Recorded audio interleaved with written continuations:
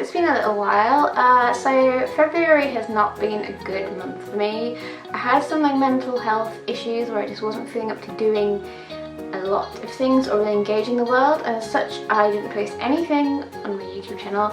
I didn't really blog anywhere near as much as usual, and it felt a little disconnected from everything I was writing. And I also didn't read a lot, which is also super not like me. Like I can't remember the last time I read this few books in a month, but I think sometimes you just gotta listen to what your body needs and get through it.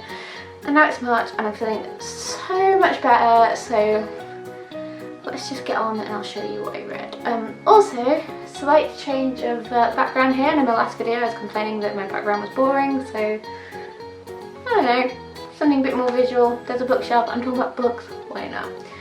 So anyway, let's get on with it. So in February I read a grand total of two books, one of which, Gone Girl, I had almost finished I think when I made my last video, so you know, not the greatest progress in the world, but whatever.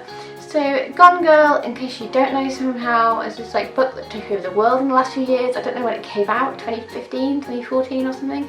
I am really bad for reading any book that is like in any way recent or popular. I just don't. I think I tend to read books based more on recommendations and on booktube videos than I do like things that have got big hype coming out. In fact, I almost tend to avoid them usually, which is quite bad of me, especially because I work in publishing.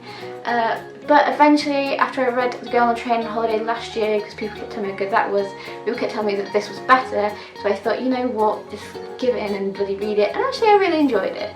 I didn't know if I liked thrillers until last year, because I just generally like didn't read thrillers and crime, but slowly this year I'm getting into them more, and I am really enjoying them. I kind of knew some things that might happen in here, because I had heard a twist at some point, but I think it sort of was in the back of my mind, I couldn't quite remember what it was.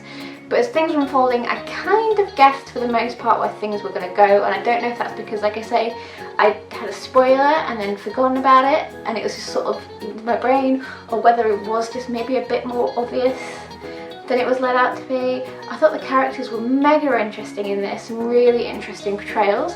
I loved the way people interacted with each other. I did like really want to read ahead. Like it's one of the few books for ages where I'm like, I actually need to find out what happens next, especially when you get into it. It's a bit slow in parts.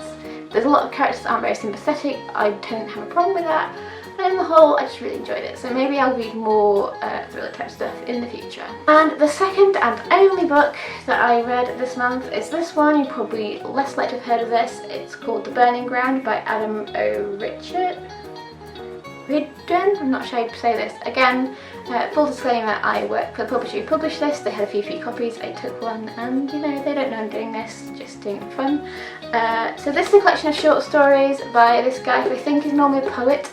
I've not read anything of his before, I've never actually heard of him before. I just wanted to give it a go, because every now and then I like to try and give short stories a go, although if I'm honest, I don't really enjoy them too much. So the last short story collection I read was by some really big famous author, I forget, and I really didn't like that. I think the characters, you can't get into them, the action's just not there, and this one I will say was better than that. So all these short stories are set in LA, but it's written by someone, I think he's Scottish?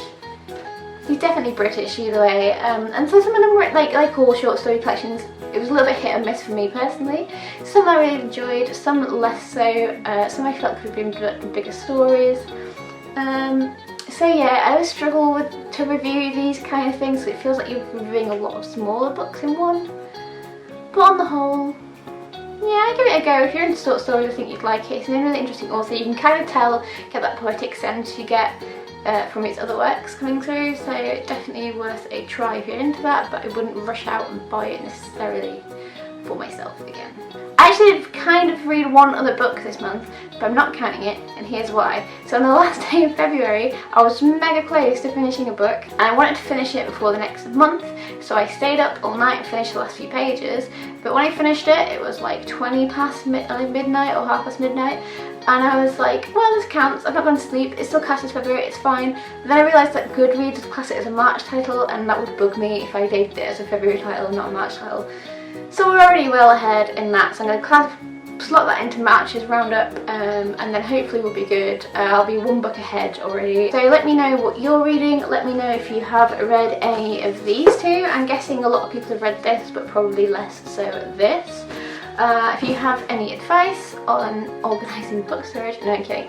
If you have any advice on how to get out of reading slumps or how to read yourself out of reading slumps, that would be good. Thank you and goodbye.